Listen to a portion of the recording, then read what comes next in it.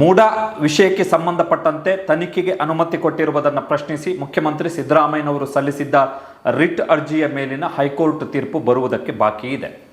ಇದರ ನಡುವೆ ಹೈಕೋರ್ಟ್ನಲ್ಲಿ ಮುಖ್ಯಮಂತ್ರಿ ಸಿದ್ದರಾಮಯ್ಯನವರ ವಿರುದ್ಧ ಇನ್ನೊಂದು ಅರ್ಜಿಯ ವಿಚಾರಣೆ ಕೂಡ ನಡೀತಾ ಇದೆ.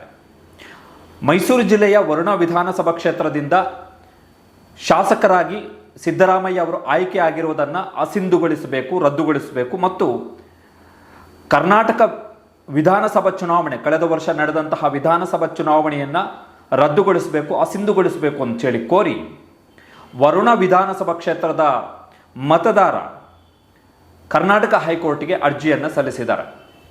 ಮುಖ್ಯಮಂತ್ರಿ ಸಿದ್ದರಾಮಯ್ಯನವರು ಶಾಸಕರಾಗಿ ಆಯ್ಕೆಯಾಗಿರೋದನ್ನು ಅಸಿಂಧುಗೊಳಿಸಬೇಕು, ಜೊತೆಗೆ ಕರ್ನಾಟಕ ವಿಧಾನಸಭೆ ಕಳೆದ ವರ್ಷ ಏನು ಫಲಿತಾಂಶ ಪ್ರಕಟ ಆಯಿತು ಆ ವಿಧಾನಸಭಾ ಚುನಾವಣೆಯ ಫಲಿತಾಂಶವನ್ನು ಕೂಡ ಅಸಿಂಧುಗೊಳಿಸಬೇಕು ಅಂತೇಳಿ ವರುಣಾ ಕ್ಷೇತ್ರದ ಮತದಾರ KM ಶಂಕರ ಎನ್ನುವಂತಹ ವ್ಯಕ್ತಿ ಕರ್ನಾಟಕ ಹೈಕೋರ್ಟ್ಗೆ ಅರ್ಜಿಯನ್ನು ಸಲ್ಲಿಸಿದ್ದಾರೆ, ದಾವೆಯನ್ನು ಸಲ್ಲಿಸಿದ್ದಾರೆ. ಆ ದಾವೆಗೆ ಸಂಬಂಧಪಟ್ಟ ಹಾಗೆ ಕರ್ನಾಟಕ ಹೈಕೋರ್ಟ್ನಲ್ಲಿ ಕರ್ನಾಟಕ ಮಹಿಳಾ ಆಯೋಗದ ಮಾಜಿ ಅಧ್ಯಕ್ಷೆಯೂ ಆಗಿರುವಂತಹ ಹಿರಿಯ ವಕೀಲೆ ಪ್ರಮೀಳಾ ನೇಸರ್ಗಿ ಅವರು ವಕಾಲತ್ತನ್ನು ಮಂಡಿಸಿದ್ದಾರೆ. ಹಾಗಾದರೆ ಕರ್ನಾಟಕ ಹೈಕೋರ್ಟು ಮುಖ್ಯಮಂತ್ರಿ ಸಿದ್ದರಾಮಯ್ಯನವರ ಆಯ್ಕೆಯನ್ನು, ಶಾಸಕರಾಗಿ ಆಯ್ಕೆಯಾಗಿರೋದನ್ನು ಅಸಿಂಧುಗೊಳಿಸುತ್ತಾ, ಕರ್ನಾಟಕ ವಿಧಾನಸಭಾ ಚುನಾವಣೆಯನ್ನೇ ರದ್ದುಗೊಳಿಸುತ್ತಾ, ಕರ್ನಾಟಕದಲ್ಲಿ ಶಾಸಕರಾಗಿ ಆಯ್ಕೆಯಾದಂತಹ 135 ಮಂದಿ ಕಾಂಗ್ರೆಸ್ ಶಾಸಕರ ಆಯ್ಕೆಯನ್ನು ಕರ್ನಾಟಕ ಹೈಕೋರ್ಟ್ನ ಏಕಸದಸ್ಯ ಪೀಠ ಅಸಿಂಧುಗೊಳಿಸುತ್ತಾ,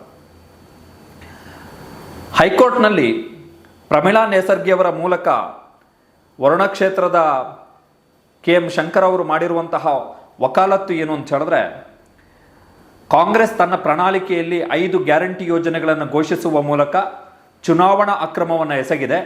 5 ಗ್ಯಾರಂಟಿ ಯೋಜನೆಗಳ ಮುಖಾಂತರ ಮತದಾರರಿಗೆ ಆಮಿಷ ಒಡ್ಡಲಾಗಿದೆ. ಇದು ಜನಪ್ರತಿನಿಧಿ ಕಾಯ್ದೆಯ ಕಲಂ 123 ಕ್ಲಾಸ್ 2 ಅಡಿಯಲ್ಲಿ ಅಪರಾಧವಾಗಿದೆ. ಹೀಗಾಗಿ ಶಾಸಕರಾಗಿ ಮುಖ್ಯಮಂತ್ರಿ ಸಿದ್ದರಾಮಯ್ಯ ಅವರ ಆಯ್ಕೆಯನ್ನು ಅಸಿಂಧುಗೊಳಿಸಬೇಕು.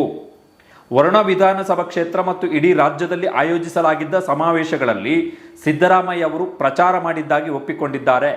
ಗ್ಯಾರಂಟಿಗಳ ಬಗ್ಗೆ ಜಾಹೀರಾತು ಕೊಟ್ಟಿದ್ದಾಗಿಯೂ ಒಪ್ಪಿಕೊಂಡಿದ್ದಾರೆ. ಗ್ಯಾರಂಟಿಗಳಿಗೆ ಅಂದರೆ ಗ್ಯಾರಂಟಿ ಕಾರ್ಡ್ಗಳಿಗೆ ಸಿದ್ದರಾಮಯ್ಯ ಸಹಿ ಹಾಕಿದ್ದಾರೆ. ಆ ಸಹಿ ಮಾಡಿದ್ದು ಭಾರತೀಯ ರಾಷ್ಟ್ರೀಯ ಕಾಂಗ್ರೆಸ್ ಪಕ್ಷವಲ್ಲ. ಗ್ಯಾರಂಟಿಗಳ ಆಧಾರದಲ್ಲಿ ಮತಗಳನ್ನು ಕೇಳಿದ್ದಾರೆ. ಹೀಗಾಗಿ ಅವರೇ ಏಜೆಂಟ್ ಆಗಿ ವರ್ತಿಸಿದ್ದಾರೆ ಮತ್ತು ಅವರೇ ಅಭ್ಯರ್ಥಿಯೂ ಆಗಿದ್ದಾರೆ. ಹೀಗಾಗಿ ಕರ್ನಾಟಕದಲ್ಲಿ ನಡೆದಿರುವಂತಹ ಚುನಾವಣೆಯನ್ನು ಅಸಿಂಧುಗೊಳಿಸಬೇಕು ಅಂತೇಳಿ ಪ್ರಮೀಳಾ ನೇಸರ್ಗಿ ಅವರು ಕರ್ನಾಟಕ ಹೈಕೋರ್ಟ್ನ ಏಕಸದಸ್ಯ ಪೀಠದ ನ್ಯಾಯಮೂರ್ತಿ ಸುನಿಲ್ ದತ್ ಯಾದವ್ ಅವರ ಮುಂದೆ ವಾದವನ್ನು ಮಂಡಿಸಿದ್ದಾರೆ. ಚುನಾವಣಾ ಆಮಿಷಗಳನ್ನು ಒಡ್ಡುವುದರ ಮುಖಾಂತರ ಅಧಿಕಾರಕ್ಕೆ ಬಂದಿದ್ದಾರೆ ಇವರು ಅಂತೇಳಿ, ಜೊತೆಗೆ ಪ್ರಣಾಳಿಕೆಯನ್ನು ಬಿಡುಗಡೆ ಮಾಡಿರುವಂಥದ್ದು ಕರ್ನಾಟಕ ಪ್ರದೇಶ ಕಾಂಗ್ರೆಸ್ ಪಕ್ಷವೇ ಹೊರತು ಭಾರತೀಯ ರಾಷ್ಟ್ರೀಯ ಕಾಂಗ್ರೆಸ್ ಪಕ್ಷವಲ್ಲ. ಕರ್ನಾಟಕ ಪ್ರದೇಶ ಕಾಂಗ್ರೆಸ್ ಪಕ್ಷ ಅದು ನೋಂದಾಯಿತ ಪಕ್ಷವಲ್ಲ, ನೋಂದಣಿ ಆಗಿಲ್ಲ.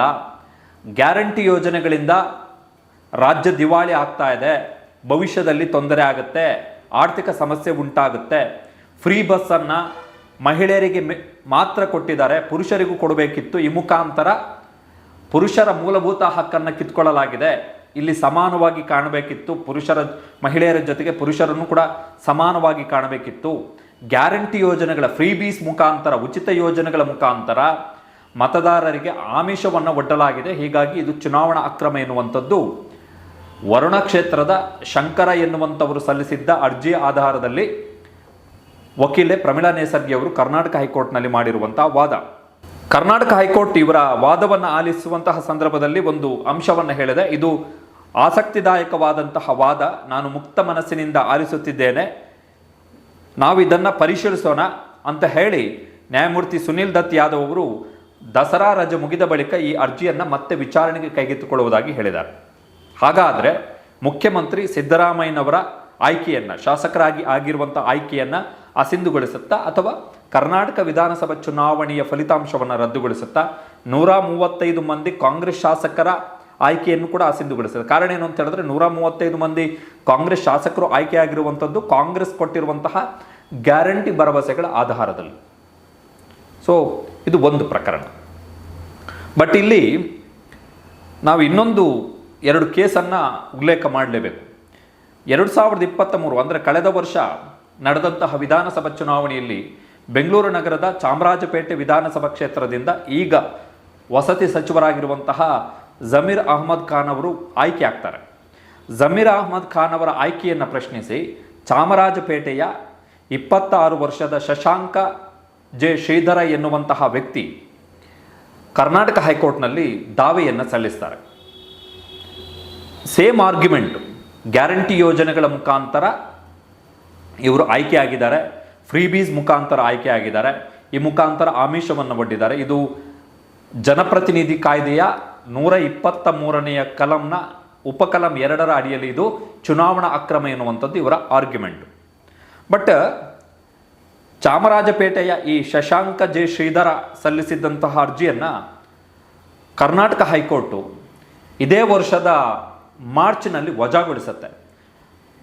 ಹೈಕೋರ್ಟ್ ಹೇಳುತ್ತೆ, the five guarantees of the Indian National Congress have to be considered. ಆದರೆ ಈ ಶಶಾಂಕ ಜೆ ಶಂಕರ ಎನ್ನುವಂಥ ರಾಷ್ಟ್ರೀಯ ಕಾಂಗ್ರೆಸ್ ಪಕ್ಷ ಹೇಳಿರುವಂತಹ ಈ 5 ಗ್ಯಾರಂಟಿ ಯೋಜನೆಗಳು ಇದು ಸಾಮಾಜಿಕ ಕಲ್ಯಾಣ ಯೋಜನೆಗಳು, ಅವು ಆರ್ಥಿಕವಾಗಿ ಜಾರಿಗೊಳಿಸಲಿಕ್ಕೆ ಸಾಧ್ಯವೇ ಇಲ್ಲವೇ ಎನ್ನುವಂಥದ್ದು ಅದು ಬೇರೆಯದ್ದೇ ಆದಂತಹ ವಿಚಾರ. ಈ ಯೋಜನೆಗಳ ಜಾರಿಯಿಂದ ರಾಜ್ಯದ ಬೊಕ್ಕಸ ದಿವಾಳಿ ಆಗುತ್ತೆ ಎನ್ನುವಂಥದ್ದನ್ನು ಸಾಬೀತುಪಡಿಸಬೇಕಾಗಿರುವಂಥದ್ದು ಎದುರಾಳಿಗಳ ಕೆಲಸ. ಅದಕ್ಕೆ ಬೇಕಾದಂತಹ ಮಾಹಿತಿಗಳನ್ನು, ದಾಖಲೆಗಳನ್ನು ಕೊಟ್ಟರೆ ಅದು ತಪ್ಪು ನಿರ್ಧಾರ ಅಂತ ಹೇಳ್ಬೋದು. ಬಟ್ ಅವುಗಳನ್ನು ಕರಪ್ಟ್ ಪ್ರಾಕ್ಟೀಸಸ್ ಅಥವಾ ಭ್ರಷ್ಟ ಆಚರಣೆಗಳು ಅಂತ ಚುನಾವಣಾ ಭ್ರಷ್ಟಾಚಾರ ಅಂಥೇಳಿ ಪರಿಗಣಿಸೋಕ್ಕಾಗಲ್ಲ ಅಂಥೇಳಿ ಹೈಕೋರ್ಟ್ ಹೇಳುತ್ತೆ. ಚುನಾವಣಾ ಪ್ರಣಾಳಿಕೆಗಳನ್ನು ಕರಪ್ಟ್ ಪ್ರಾಕ್ಟೀಸಸ್ ಅಂಥೇಳಿ, ಚುನಾವಣಾ ಭ್ರಷ್ಟಾಚಾರ ಅಂಥೇಳಿ ಪರಿಗಣಿಸೋಕ್ಕಾಗಲ್ಲ ಅಂಥೇಳಿ ಕರ್ನಾಟಕ ಹೈಕೋರ್ಟ್ನ ಏಕಸದಸ್ಯ ಪೀಠ ತೀರ್ಪನ್ನು ಕೊಡುತ್ತೆ. ಇದೇ ವರ್ಷದ ಮಾರ್ಚ್ ತಿಂಗಳಲ್ಲಿ ಜಮೀರ್ ಅಹ್ಮದ್ ಖಾನ್ ಅವರ ಆಯ್ಕೆಯನ್ನು ಪ್ರಶ್ನಿಸಿ ಸಲ್ಲಿಸಲಾಗಿದ್ದಂತಹ ಅರ್ಜಿಗೆ ಸಂಬಂಧಪಟ್ಟ ಹಾಗೆ. ಸೊ ಕರ್ನಾಟಕ ಹೈಕೋರ್ಟ್ನಲ್ಲಿ ಹಿನ್ನಡೆ ಆದ ಬಳಿಕ ಈ ಚಾಮರಾಜಪೇಟೆಯ 26 ವರ್ಷದ ಶಶಾಂಕ ಜೆ ಶ್ರೀಧರ ಸುಪ್ರೀಂ ಕೋರ್ಟ್ಗೆ ದಾವೆಯನ್ನು ಸಲ್ಲಿಸ್ತಾರೆ, ಮೇಲ್ಮನವಿ ಅರ್ಜಿಯನ್ನು ಸಲ್ಲಿಸ್ತಾರೆ. ಅಲ್ಲೂ ಕೂಡ ಸುಪ್ರೀಂ ಕೋರ್ಟ್ನ 2 ನ್ಯಾಯಮೂರ್ತಿಗಳ ಪೀಠ, ನ್ಯಾಯಮೂರ್ತಿ ಸೂರ್ಯಕಾಂತ್ ಮತ್ತು ನ್ಯಾಯಮೂರ್ತಿ ಕೆ ಎಂ ವಿಶ್ವನಾಥನ್ ಅವರ ಪೀಠ ಕೂಡ ಈ ಶಶಾಂಕ ಜೆ ಶ್ರೀಧರ ಸಲ್ಲಿಸಿದಂತಹ ಅರ್ಜಿಯನ್ನು ವಜಾಗೊಳಿಸಿದೆ. The contention of the learned counsel that the commitments by a political party in its manifesto which eventually lead to direct or indirect financial help to the public at large will also amount to corrupt practice by a candidate of that party. It is too far-fetched and cannot to be accepted. ಒಪ್ಪತಕ್ಕದ್ದಲ್ಲ ಅಂತ ಹೇಳುತ್ತೆ. ಚುನಾವಣಾ ಪ್ರಣಾಳಿಕೆಗಳಲ್ಲಿ ಹಣಕಾಸು ನೆರವನ್ನು ಘೋಷಣೆ ಮಾಡುವುದರ ಮುಖಾಂತರ ಸಾರ್ವಜನಿಕರನ್ನು ಅಥವಾ ಮತದಾರರನ್ನು ಆಮಿಷಕ್ಕೆ ಒಡ್ಡಲಾಗ್ತಿದೆ ಎನ್ನುವಂಥ ಆರ್ಗ್ಯುಮೆಂಟನ್ನು ಸುಪ್ರೀಂ ಕೋರ್ಟ್ ಕೂಡ ಒಪ್ಪಿಕೊಂಡಿಲ್ಲ. ಜಮೀರ್ ಅಹ್ಮದ್ ಪ್ರಕರಣದಲ್ಲಿ ಕರ್ನಾಟಕ ಹೈಕೋರ್ಟ್ನಲ್ಲಿ ಹಿನ್ನಡೆ ಆದ ತಕ್ಷಣವೇ ಅವರು ಶಶಾಂಕ ಜೆ ಶ್ರೀಧರ ಸುಪ್ರೀಂ ಕೋರ್ಟ್ಗೆ ಅರ್ಜಿಯನ್ನು ಸಲ್ಲಿಸಿದರು. ಅಲ್ಲಿ ಡಿವಿಷನಲ್ ಬೆಂಚ್ 2 ನ್ಯಾಯಮೂರ್ತಿಗಳ ಪೀಠ ಅದನ್ನು ಒಪ್ಪಿಕೊಂಡಿಲ್ಲ, ವಜಾಗೊಳಿಸ್ತು. ನಾವು ಅದನ್ನು ಪ್ರಣಾಳಿಕೆಗಳಲ್ಲಿ ಮಾಡಲಾಗುವಂತಹ ಘೋಷಣೆಗಳನ್ನು ಚುನಾವಣಾ ಅಕ್ರಮಗಳು ಅಂಥೇಳಿ ಪರಿಗಣಿಸೋಕ್ಕಾಗಲ್ಲ ಅಂಥೇಳಿ. ಸೊ ಕರ್ನಾಟಕ ಹೈಕೋರ್ಟ್ನಲ್ಲಿ ಶಶಾಂಕ ಜೆ ಶ್ರೀಧರ ಪ್ರಕರಣದಲ್ಲೂ ಕೂಡ ಜಮೀರ್ ಅಹ್ಮದ್ ಖಾನ್ ಅವರ ಆಯ್ಕೆಯನ್ನು ಪ್ರಶ್ನಿಸಿ ಸಲ್ಲಿಸಲಾಗಿದ್ದಂಥ ಅರ್ಜಿಯಲ್ಲೂ ಕೂಡ ಪ್ರಮೀಳಾ ನೇಸರ್ಗಿಯವರೇ ಅರ್ಜಿದಾರರ ಪರ ವಕಾಲತ್ತನ್ನು ಮಾಡಿದ್ದು. ಈ ವರುಣಾ ಕ್ಷೇತ್ರದ ಶಂಕರ ಎನ್ನುವವರು ಸಲ್ಲಿಸಿರುವಂತಹ ಅರ್ಜಿಯಲ್ಲೂ ಕೂಡ ಪ್ರಮೀಳಾ ನೇಸರ್ಗಿಯವರೇ ವಕಾಲತ್ತನ್ನು ಮಾಡ್ತಾ ಇರುವಂಥದ್ದು ಸಿದ್ದರಾಮಯ್ಯನವರ ವಿರುದ್ಧ ಸಲ್ಲಿಕೆ ಮಾಡಲಾಗಿರುವಂಥ ಅರ್ಜಿಯಲ್ಲಿ. ಸೊ ಮೇಲ್ನೋಟಕ್ಕೆ ಈ ಕೇಸ್ ಸಸ್ಟೈನ್ ಆಗುವಂಥ ಯಾವ ಲಕ್ಷಣಗಳು ಕೂಡ ಕಾಣಿಸ್ತಾ ಇಲ್ಲ. ಕಾರಣ ಚುನಾವಣಾ ಪ್ರಣಾಳಿಕೆಯಲ್ಲಿ ಘೋಷಣೆ ಮಾಡಲಾಗುವಂಥದ್ದನ್ನು ಚುನಾವಣಾ ಅಕ್ರಮ ಅಂಥೇಳಿ ಒಂದು ವೇಳೆ ಸುಪ್ರೀಂ ಕೋರ್ಟ್ ಹೇಳಿದೆ, ಅದನ್ನು ಅತಿರೇಕದ ಊಹೆ ಆಯಿತು ಅಂಥೇಳಿ, ಫಾರ್ ಫೆಚ್ಡ್. ಚುನಾವಣಾ ಪ್ರಣಾಳಿಕೆಗಳಲ್ಲಿ ಮಾಡಲಾಗುವಂತಹ ಘೋಷಣೆಗಳನ್ನು ಚುನಾವಣಾ ಅಕ್ರಮಗಳು ಅಂಥೇಳಿ ಕರೆಯೋಕ್ಕಾಗಲ್ಲ ಅಂಥೇಳಿ ಸುಪ್ರೀಂ ಕೋರ್ಟ್ ಕೂಡ ಸ್ಪಷ್ಟವಾಗಿ ಹೇಳಿರುವಂಥದ್ದು. ಇನ್ನೊಂದು ಪ್ರಮುಖ ಅಂಶ ಏನು ಅಂತ ಹೇಳಿದ್ರೆ, ಜನಪ್ರತಿನಿಧಿಗಳ ಕಾಯ್ದೆ 1951ರಲ್ಲಿ ಅಲ್ಲಿ ಕ್ಲಿಯರ್ ಕಟ್ ಆಗಿ ಹೇಳಿದ್ದಾರೆ, A declaration of public policy or a promise of public action or the mere exercise of a legal right without intent to interfere with an electoral right shall not be deemed to be interference within the meaning of this clause ಅಂತ ಹೇಳಿದ್ರೆ ಇದನ್ನು ಚುನಾವಣಾ ಅಕ್ರಮ ಅಂತೇಳಿ ಕರೆಯೋಕ್ಕಾಗಲ್ಲ. Declaration of public policy or a promise of public action. ರಾಜಕೀಯ ಪಕ್ಷಗಳು ಜನರಿಗೆ ಭರವಸೆಗಳನ್ನು ಕೊಡುವಂಥದ್ದು ಯಾವುದರ ಮುಖಾಂತರ? ಚುನಾವಣಾ ಪ್ರಣಾಳಿಕೆಗಳ ಮುಖಾಂತರ. ಈಗ ಕರ್ನಾಟಕದಲ್ಲಿ 5 ಗ್ಯಾರಂಟಿ ಯೋಜನೆಗಳು, ಅದೇ ರೀತಿ BJPಯವರು ಕೂಡ ಚುನಾವಣಾ ಪ್ರಣಾಳಿಕೆಗಳಲ್ಲಿ ತುಂಬ ಭರವಸೆಗಳನ್ನು ಕೊಟ್ಟಿದ್ದಾರೆ. ಮಧ್ಯಪ್ರದೇಶದಲ್ಲಿ ಎಲೆಕ್ಷನ್, ಮಧ್ಯಪ್ರದೇಶ, ಹರಿಯಾಣ, ಜಮ್ಮು ಕಾಶ್ಮೀರ, ಪ್ರತಿ ರಾಜ್ಯದಲ್ಲೂ ಕೂಡ